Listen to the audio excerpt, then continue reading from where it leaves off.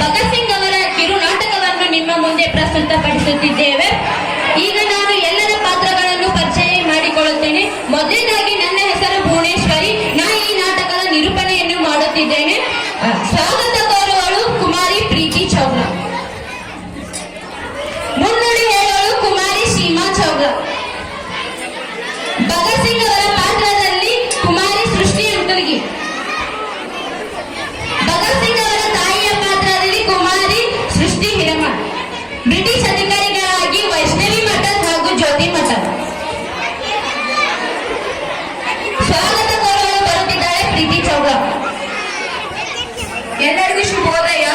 ಇಂದಿನ ಪಾಕಿಸ್ತಾನಕ್ಕೆ ಸೇರಿದ ರಾಯಪುರ್ ಜಿಲ್ಲೆಯ ಬಂಗಾಳಿನ ಕೇವಲ ಮಹಾವೀರ 23 ವಯಸ್ಸಿನಲ್ಲಿ ಹುತಾತ್ಮರಾದ ವೀರಾದಿ ವೀರ ಮಹಾವೀರ ಭಗತ್ ಸಿಂಗ್ ಕಥೆಯನ್ನು ನಿಮ್ಮ ಮುಂದೆ ವ್ಯಕ್ತಪಡಿಸುವುದರಿಂದ ನನ್ನ ಶಾಲೆ ಎಲ್ಲರಿಗೂ ಬಹುಪರ ಬಹುಪರ ಬಹುಪರ.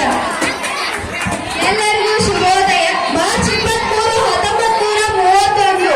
ಆಗ ಆತನಿಗೆ ಇನ್ನು ಕೇವಲ 23 ವರ್ಷ. ವಿಚಿತ್ರವೆಂದರೆ ಮಾರ್ಚ್ 24 ಆತನನ್ನು ಗಲ್ಲಿಗೆ ಏರಿಸಬೇಕಾಯಿತು. ಆದರೆ ಜನ ವಿರೋಧ ಬ್ರಿಟಿಷ್ ಸರ್ಕಾರ ಪ್ರತಿಭಟನೆಯನ್ನು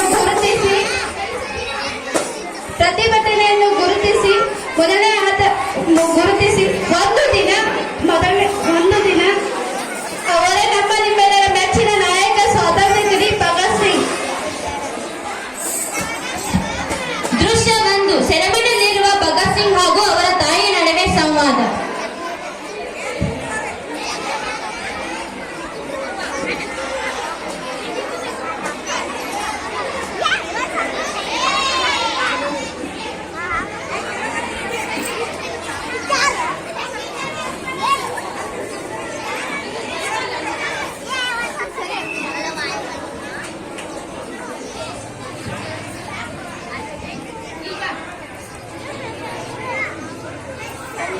ಎಂತ ಪರಿಸ್ಥಿತಿ ಬಂತಪ್ಪ ನಿನಗೆ?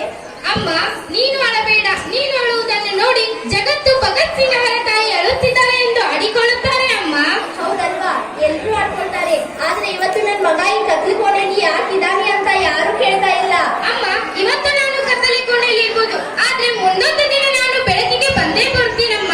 ನೀನು ಅಳಬೇಡ. ನೀನು ಅಳುವುದನ್ನು ನೋಡಿ ನನ್ನ ಕೈಯಲ್ಲಿ ನೋಡೋಕ್ಕಾಗಲ್ಲ ಅಮ್ಮ. ಇನ್ನೇನು ಮಾಡಲಿ ಕಂದ? ಸ್ವತಂತ್ರವಾಗಿ ಪಕ್ಷಿ ತರ ಹಾರಾಡ್ಬೇಕಾಗಿದ್ದ ನನ್ ಮಗ ಇವತ್ತು ನನ್ ಕಣ್ಮುಂದೆನೆ ನೇಲಿಗೆ ಇರೋದನ್ನ ನೋಡಕ್ಕಾಗತ್ತಾ ಹೇಳು? ಅಮ್ಮ, ಕೆಲವು ದಿನಗಳ ಕರೀರಿ. ಇದರಿಂದ ಹೊರಗೆ ಬಂದು ಸ್ವತಂತ್ರನಾಗಿ ನಿನ್ನ ಜೊತೆ ಓಡಾಡಿಕೊಂಡು ಇರ್ತೀನಮ್ಮ. ಕೆಲವು ಕೆಂಪು ಧ್ವನಿಗಳು ನಮ್ಮ ಭಾರತಾಂಬೆಯವರ ಕಪಿಮೂರ್ತಿಯಲ್ಲಿ ಆಡಿಸುತ್ತಿರುವುದನ್ನು ನೋಡಿ ಸುಮ್ಮನೆ ಇರಬೇಕಿತ್ತಮ್ಮ. ಹೇಳಮ್ಮ, ಹೇಳು. ನೀನು ಇಲ್ಲಿಂದ ಹೊರಗೆ ಬರಕ್ಕಾಗಲ್ಲ ಅಂತ ನನಗೆ ಚೆನ್ನಾಗ್ ಗೊತ್ತಪ್ಪ. ನೀನು ಗಲ್ ಶಿಕ್ಷೆ ವಿಧಿಸಿರೋದು ನನಗೆ ಗೊತ್ತು. ಇದು ನಮ್ಮಿಬ್ಬರ ಕೊನೆ ಭೇಟಿ ಅಂತಾನು ನನಗೆ ಗೊತ್ತು. ನನ್ನಿಂದ ನನ್ ಮಗನ್ ಕಳ್ಕೊಳಕ್ ಇಷ್ಟ ಇಲ್ಲ ಕಂದ, ಇಷ್ಟ ಇಲ್ಲ. ಅಮ್ಮ, ತಾಯಿನ ಕಾಪಾಡೋದು ಮಗನ ಕರ್ತವ್ಯ ಅಲ್ಲಮ್ಮ. ಹೆತ್ತ ತಾಯಿ ಜನ್ಮ ನೀಡ್ತಾಳೆ, ಆದ್ರೆ ಭಾರತಾಂಬೆ ನಾವು ಇರೋವರೆಗೂ ನನ್ನ ಸಾಕ್ತಾಳೆ, ಬೆಳೆಸ್ತಾಳೆ, ಹೊತ್ತಾಳೆ. ಅವಳ ಋಣ ತೀರ್ಸೋದು ತಪ್ಪ ಅಮ್ಮ? ಹೇಳಮ್ಮ, ಹೇಳು. ಮಗನೇ, ನೀನ್ ಈ ಆದರ್ಶ ತಾಯಿ ಹೋರಾಟ ಎಲ್ಲ ಸರಿಯಪ್ಪ. ಆದ್ರೆ ಇಷ್ಟು ಚಿಕ್ಕ ವಯಸ್ಸಿನಲ್ಲಿ ಭಾರಿ ಬದುಕಬೇಕಾಗಿದ್ದ ನನ್ ಮಗ ಇವತ್ತು ನಮ್ ಕಣ್ಮುಂದೆನೆ ನೇಲಿಗೆ ಇರೋದನ್ನ ನೋಡಕ್ಕಾಗುತ್ತಾ ಹೇಳು? ಅಮ್ಮ, ಎಲ್ಲರೂ ತಮ್ಮ ಜೀವನ ಮುಖ್ಯ ಅಂತ ನೋಡಿದರೆ ಅದು ಸ್ವಾರ್ಥ ಅಲ್ಲಮ್ಮ. ಹಾಗೆ ಮಾಡಿದರೆ ನನ್ನ ಭಾರತಾಂಬೆಗೆ ಸ್ವತಂತ್ರ ಸಿಗುವುದು ಯಾವಾಗಮ್ಮ? ಹೇಳಮ್ಮ, ಹೇಳು. ಆದ್ರೆ ನೀನ್ ನೇಲಿಗೆ ಹಾಕ್ತಿದ್ದಾರೆ ಕಂದ. ಅಮ್ಮ, ಇವತ್ತು ನಿನ್ನ ಮಗ ಭಗತ್ ಸಿಂಗ್ ಸಾಯ್ತಾ ಇರ್ಬೋದು, ಆದರೆ ಈ ಭಾರತಾಂಬೆ ಮಡಿಲಲ್ಲಿ ಸಾವಿರಾರು ಲಕ್ಷಾಂತರ ಭಗತ್ ಸಿಂಗ್ ಇದ್ದಾರೆ. ಅವರಲ್ಲಿ ನೀನು ಭಗತ್ ಸಿಂಗ್ನ ಕಾಣಮ್ಮ. ನಾನು ಸಾಯ್ತಾ ಇರೋದು ನನ್ನ ಭಾರತಾಂಬೆಗೋಸ್ಕರ.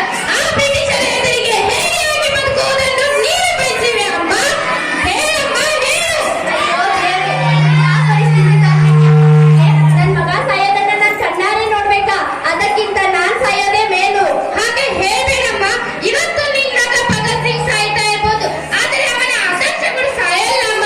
ಮುಂದೊಂದು ದಿನ ಭಾರತಕ್ಕೆ ಸ್ವಾತಂತ್ರ್ಯ ಸಿಕ್ಕ ಮೇಲೆ ಪ್ರತಿಯೊಬ್ಬ ತಾಯಿಯು ನನ್ನ ಮಗ ಭಗತ್ ಸಿಂಗ್ ತರ ಇರಬೇಕು, ನನ್ನ ಮಗ ಭಗತ್ ಸಿಂಗ್ ತರ ಇರಬೇಕು ಎಂದು ಬಯಸುತ್ತಾರೆ ಅಮ್ಮ. ನಿನ್ನಂತ ಮಗನ್ ಪಡೆಯೋಕೆ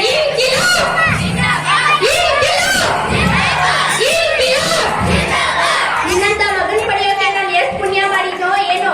ಎಲ್ರು ನನ್ ಮನೆ, ನನ್ ಸಂಸಾರ, ನನ್ ಹೆಂಡತಿ, ನನ್ ಮಕ್ಳು ಅಂತ ಹೋರಾಡಿದ್ರೆ ಈ ದೇಶನೇ ನನ್ ಮನೆ. ಇಲ್ಲಿರೋರು ಎಲ್ರು ನನ್ ಕುಟುಂಬದವರು ಅಂತ ಹೋರಾಡ್ತೀಯಲ್ಲ. ಇಲ್ಲ, ನಾನು ಅಳಲ್ಲ, ನನ್ಗೇನು ಬೇಡ. ಅಮ್ಮ, ಮುಂದಿನ ಮಾಡ್ತಿದ್ದಾರೆ